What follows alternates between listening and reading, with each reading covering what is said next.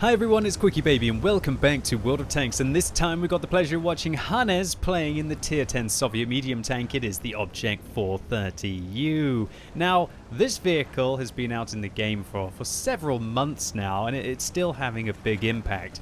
I personally think it's the strongest tier 10 Soviet medium tank, but that doesn't mean that it's the most fun one to play, especially for me. Personally, I love the Object 140. I just love its well-rounded nature, its extra degree of gun depression, the way that its DPM is higher and its gun just feels more dependable than the 430U.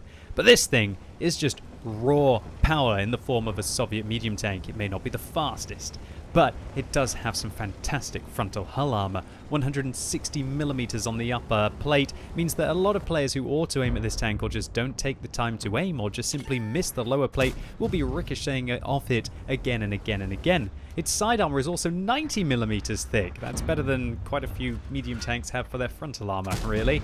And that allows you to over-angle the vehicle and still be able to pull off ricochets down the side. Now, the gun, there's no finesse here. The aim time, it's not too bad. We're talking about having a 2.3 seconds aim time, kind of basically the gun handling of an STB1. Now, that's not great. You don't want to have STB1 gun handling at tier 10, but it packs a punch because it's got the alpha damage to boot. It's got 440 alpha damage, and while that's not a novelty, we've had that kind of alpha in the form of the 121, right? The tier 10 Chinese medium tank. But the 430U just has that better hull armor. Even though the 121 has 120, it's not nearly as angled as the 160mm that you'll be packing on the 430U. And I'd say that this vehicle, it probably has the better turret as well. It's not quite as good as a T62A, but this is a very strong turret. So if you can make the 5 degrees of gun depression work that this vehicle has, it is absolutely tremendous.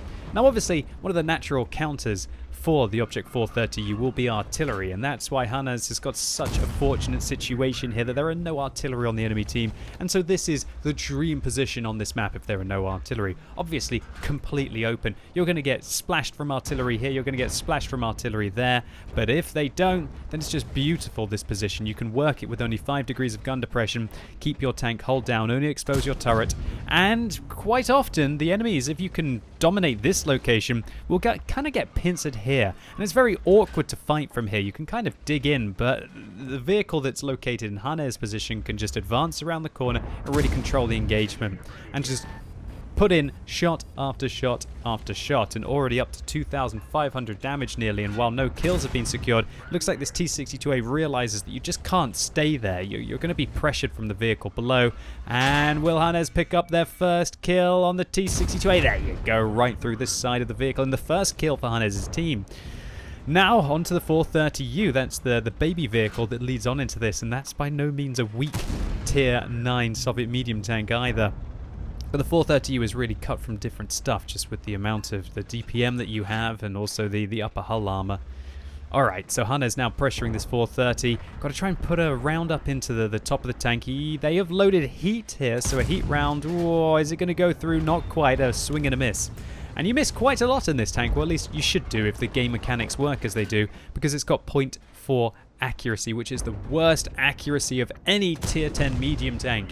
And really, I can't think of any tier 9 medium tanks that have actually have accuracy as poor as that. I guess probably maybe the WZ-120 does. Alright, so next contender stands up. The E100 advances to try and flank Hannes, although it's a little bit too late. If the E100 had done this just a little bit earlier, then he would have been able to shoot Hannes in the back, and the medium tanks that were pressuring them from above would have been able to pincer Hannes. However, E100 now is getting pincered by Hannes, so the tables have turned on the tier 10 German heavy tank. Now the mouse on Hannes' team seems to want to try and push around the corner, but not quite, because there's a 705 and a T10 that's going to be locking them down. And I like what Hannes is doing. He's being very patient, waiting for the E100 to make a mistake, come down, put around for 420 damage into the side of the E100's turret, and now this is where you can go into close quarters combat in the 430U.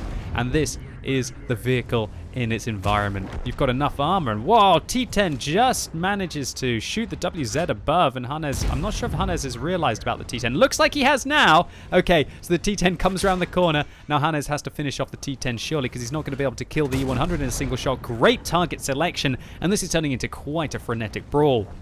And even though Hannes is now up to 3 kills, he's killed 3/4 of the enemy tanks that have actually been vanquished in this battle, and not what we wanted to see there. An E-100 firing an HE shell down on Hannes, and a heat round right through the turret will finish off the tier 10 German heavy tank. Oh my word, only 3 tanks left alive on Hannes' team, and there are still 10 left on the enemy team. Okay, ladies and gents, begin a 3 versus 10 situation. All of the enemies last spotted out towards the east will surely be advancing their way across west very aggressively now, so Hannes knows about this, prepares, finds the T-49, auto-aims at the T-49 and finishes them off, but oh my word, and 430 tries to ram Hannes in the side, dealing 33 damage to himself, which means that now if he rolls average, he's going to be able to shut him down, which he does. Now, a full health tier 9 French heavy tank in the form of the AMX M451 advances towards Hannes, and Hannes reverses to ensure that the French heavy does not manage to ram them to death.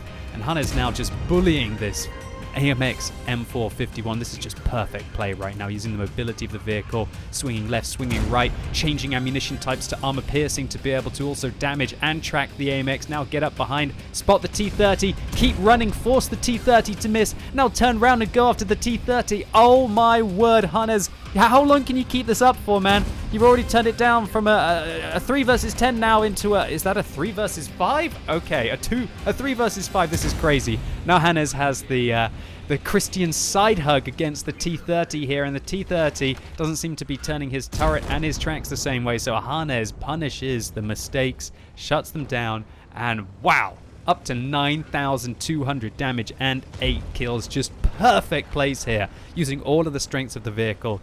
Unfortunately, the WT-Alpha Panzer IV goes down, so it's no longer a 3 versus 4 come back from a 3 versus 10, so it's going to be a 2 versus 4 here, with a full health 705 below that tier 9 Soviet heavy tank. Don't want to get caught by it. It's got a big old gun. Could be using the 122mm or 130mm like you would be using on the IS-7, and that will be enough to challenge the hull armor of the 430U. But Hannes just relentless here with their engagement against the 705, and just what you need to do when you're outnumbered is just to keep swinging your opponents. Hannes, oh no, a ricochet there. Was that a heat round that went into the spaced armor of the 705 there? Hannes corrects that by loading an armor-piercing round, which goes right through the upper hull. Now I believe loading heat to prepare for the T-10. All right, 1 minute and 20 seconds left on the cap. Hannes now on 9 kills. The 705A, a tier 10 Soviet heavy tank, narrowly misses him, and the T-10 bounces a heat round off what looked like the side of the turret there. Okay, Hannes, secure the kill on the T-10. Now you can deal with the tier 10 Soviet heavy in the form of the 705A. This is going to be an ugly scenario. That thing's got a big old gun with 650 alpha damage, large caliber rounds, might be able to overmatch certain plates of this vehicle. Trying to find the upper hull armor, doesn't quite, oh no. Oh. Ladies and gentlemen, boys and girls, that one was painful. Talk about putting the team on your back. 10 kills here, 2 tanks left on the enemy team, and despite an absolute gargantuan effort, Hannes falls to the enemy's 705A. This was an absolute incredible performance, showing you what the 430U is capable in the hands of a very skilled player. The amount of pressure that Hannes was under this entire replay was just absolutely buckling. Well, at least it should have been buckling, but they just kept dealing with it again and again and again. And to be honest, towards the end of this replay, I thought that Hannes was going to be unstoppable here, and I wonder if any of you saw the heartbreak coming in this replay. So Hannes described this as the Object 430 unstoppable. Oh dear, that's great. I'm sorry. I hope you don't mind. That might have to become the title of this video, and I think that'll make the heartbreak even more surprising. I love to do that in my videos. I'm not sure if you like that.